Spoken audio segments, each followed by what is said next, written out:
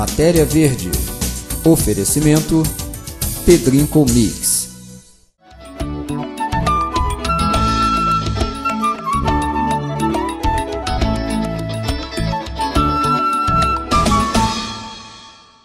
Este pequeno documentário trata da ecologia humana, uma filosofia social que aborda as 3 relações fundamentais que o ser humano trava na sua vida, com o meio ambiente, com a sociedade e consigo mesmo.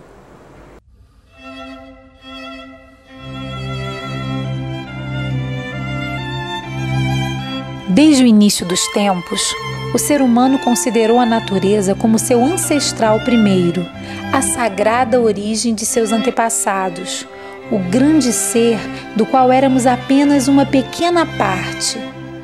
O cuidado com a terra e com a vida eram os valores que nos definiam como realmente civilizados. Esta foi a origem do nosso respeito com a natureza. Ecologia é o estudo da relação das populações, das comunidades com o seu ambiente, né? Tem uma história antiga, eu acho que muitos até já conhecem, na África do Sul, em 30 anos, 40 anos atrás, eles queriam começar a usar os rios para navegação, né? E aí eles não podiam usar os rios porque os rios estavam lotados de hipopótamos. E aí o hipopótamo não convive bem com barcos, né? Ele costuma virar os barcos. E então, eu não me lembro exatamente como eles fizeram, mas aqueles rios todos que eles conseguiram tirar os hipopótamos dali. O tempo passou e eles detectaram alguns problemas. Em primeiro lugar, a presença do hipopótamo, ele revolvia a lama do fundo do rio, a terra ficava em suspensão e o rio levava, ia rio abaixo, né? Ou seja, como a lama ficava depositada, os rios começaram a assorear, dando problemas de alagamento para as populações, né? Uma outra coisa que aconteceu é que o caramujo da esquistossomose gostava muito daquela lama. E ele não ficava ali porque ela era revolvida, com hipopótamos pisando, né? E aí tiveram um problema de uma epidemia lá de esquistossomose por conta disso. E não termina aí. Porque as fezes do hipopótamo defeca bastante, né? As fezes do hipopótamo eram um material orgânico para as algas que viviam no leito dos rios. E essas algas alimentavam os crustáceos e os crustáceos eram alimento para os peixes, que por sua vez alimentava a população, ou seja, a população ficou sem peixe para comer e teve que mudar dali. Então, a questão da interferência do homem e das próprias espécies, às vezes, uma em relação às outras, elas têm uma consequência no meio ambiente e exatamente isso que acontece com o ser humano, com uma superpopulação, com o modo econômico, a gente está alterando demais o nosso ecossistema e por isso a questão ambiental, a questão ecológica, né, que é a parte técnica do ambientalismo, está ficando tão em voga hoje em dia, né? Tão significativa, tão né? significativa. Antes de mais nada, a gente tem que entrar um pouco na própria relação do homem com a natureza, né? Por exemplo, na antiguidade, a natureza era uma coisa sagrada. As coisas da natureza tinham alma. O pessoal fala de animismo, não é isso? Enfim, a natureza era identificada com Deus. Deus era a natureza. Aos poucos, o ser humano foi tirando os deuses da natureza e colocando acima. E aí começou o politeísmo, né? Vários deuses, mas eles tinham relação com os fenômenos naturais. E nessa evolução até que ficou um Deus só, que é o monoteísmo, né? Da religião judaico-cristã. E esse Deus passou a estar fora da natureza, né? Então, essa mudança de paradigma, né, de visão, aonde a princípio a natureza era uma coisa sagrada e tudo que fazia parte da natureza era também sagrado, isso envolvia um grande respeito. Causou uma mudança de valores também. Uma mudança de valores. Então, conforme foi evoluindo, né, a gente sente que a natureza passou a ser uma coisa a ser usada pelo ser humano. Ela não era mais sagrada, é uma coisa para o ser humano usar a seu bel prazer, né?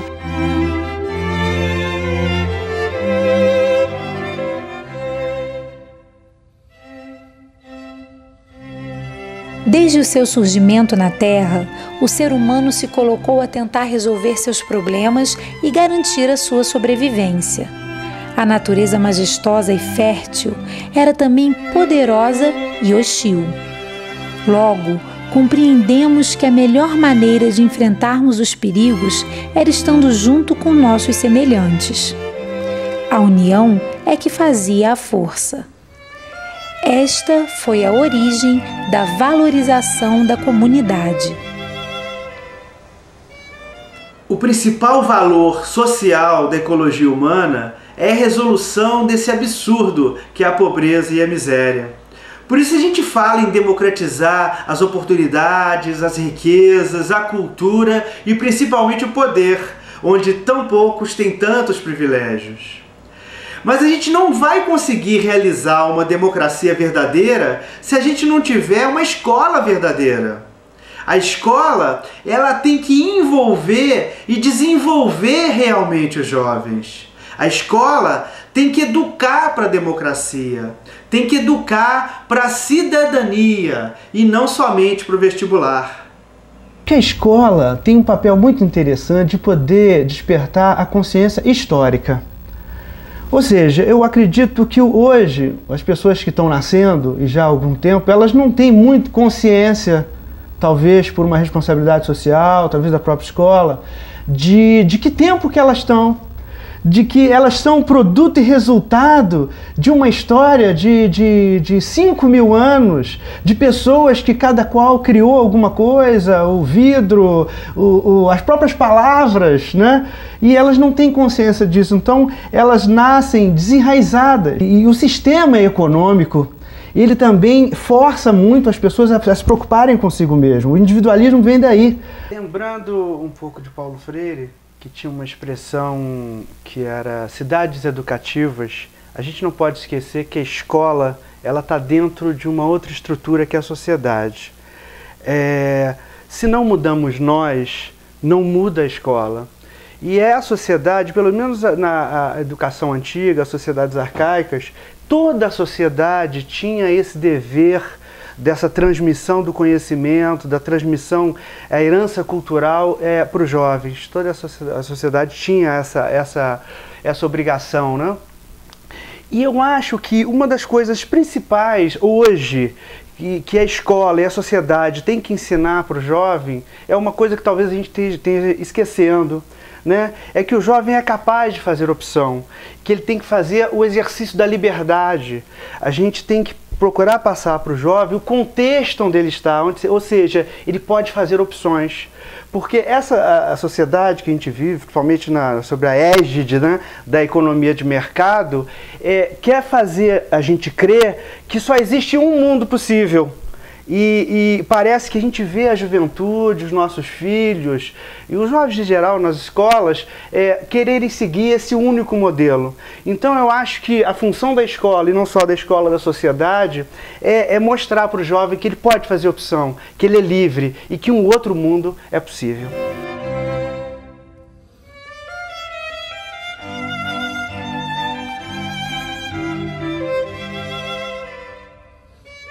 Em todas as épocas, diante dos perigos, da doença, da velhice e da morte, o ser humano sempre se sentiu frágil. Toda pessoa que já passou por este planeta já se fez uma das 4 perguntas fundamentais da existência: quem sou eu? O que estou fazendo aqui? De onde vim? Para onde vou? Esta é a origem da nossa busca espiritual.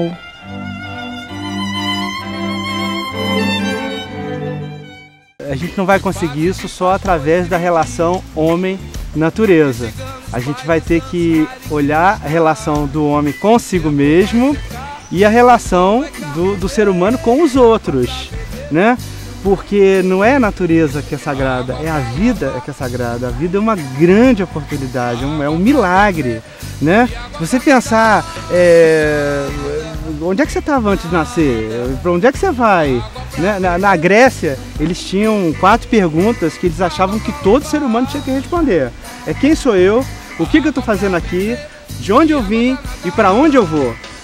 Então são questões que a gente de repente passa pela vida sem perguntar quem a gente é, o que é isso, o que é a vida.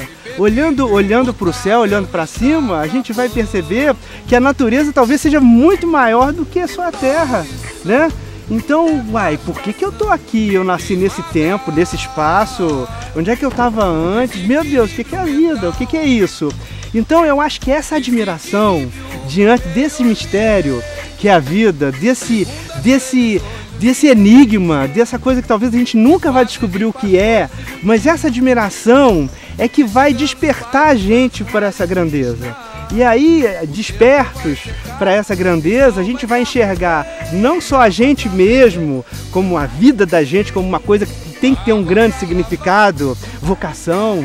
Você quer viver por amor, você quer fazer uma coisa que você gosta, você quer ser útil, você quer fazer diferença na vida dos outros, você quer fazer diferença na sua vida.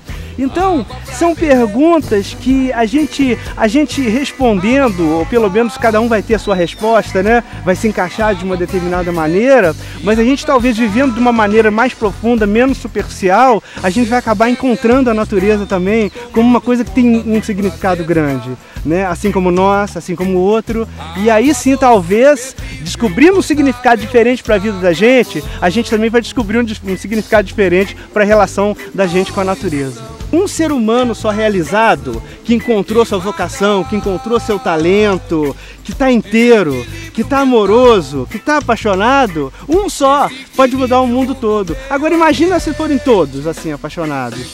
Então acho que a degradação ela é maior do que a degradação do meio ambiente com essa sociedade de consumo. Ela é uma degradação do comportamento também, né? Eu sinto que as pessoas também estão enfastiadas um pouco desse sistema. Elas estão querendo uma vida com mais amor, sabe? Com mais criatividade.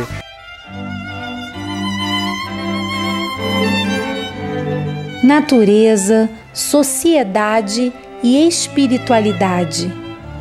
Estes são os 3 pilares da ecologia humana, uma interpretação filosófica da vida, baseada na história humana e nos mais íntimos valores e anseios da humanidade.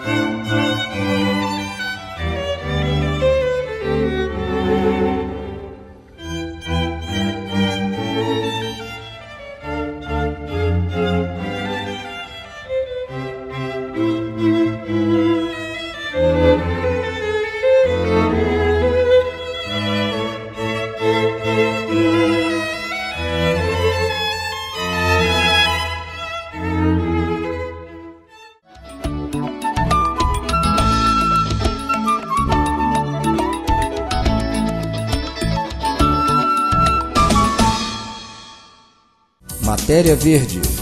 Oferecimento Pedrinco Mix.